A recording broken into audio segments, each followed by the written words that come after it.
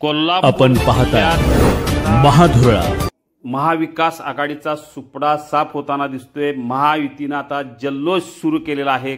दक्षिणमधून अमल महाडिक, हातकणंगलेतून अशोकराव माने हे विजयी झालेले आहेत। विजयाचा जल्लोष सुरू झालेला आहे।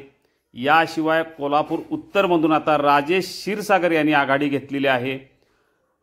करवीरमध्ये चंद्रदीप नरके यांची आघाडी कायम आहे। हातकणंगलेत अशोकराव माने हे आता आघाडीवर आहेत, ते विजयी झालेले आहेत।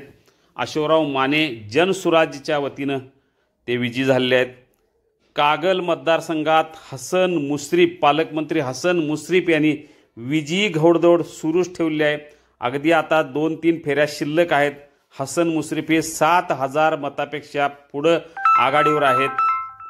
चंदगडमध्ये शिवाजी पाटील, अपक्ष उमेदवार शिवाजी पाटील यांनी पहिल्या फेरीपासून आघाडी घेतलेली आहे, त्यामुळे तेही आता विजयाच्या मार्गावर आहेत। चंदगडमध्ये शिवाजी पाटील विजयाच्या मार्गावर आहेत। या शिरोळ मतदारसंघात आमदार राजेंद्र पाटील यड्रावकर हे पहिल्या फेरीपासून पुढे आहेत, तेही आता विजयी षटकार मारण्याच्या मार्गावर आहेत। राजेंद्र पाटील यड्रावकर शिरोळमधून आमदार होणार हे आता जवळजवळ स्पष्ट झालेलं आहे। कोल्हापूर उत्तरमधून अनेक फेरीत मागे असणारे राजेश क्षीरसागर हे आता पुढे आलेले आहेत। राजेश लाटकर यांना त्यांनी मागे टाकलेलं आहे। राजेश क्षीरसागर आता आघाडी घेतलेली आहे त्यांनी। करवीर मतदारसंघात चंद्रदीप नरके यांची आघाडी पहिल्या फेरीपासून कायम आहे, त्यामुळे तेही आता विजयाच्या मार्गावर असण्याची चिन्ह आहेत। पण अजूनही करवीर मतदारसंघातला काही भाग मतमोजणी होणार आहे, त्यामुळे तिथं त्यांचा निकाल लागणार आहे।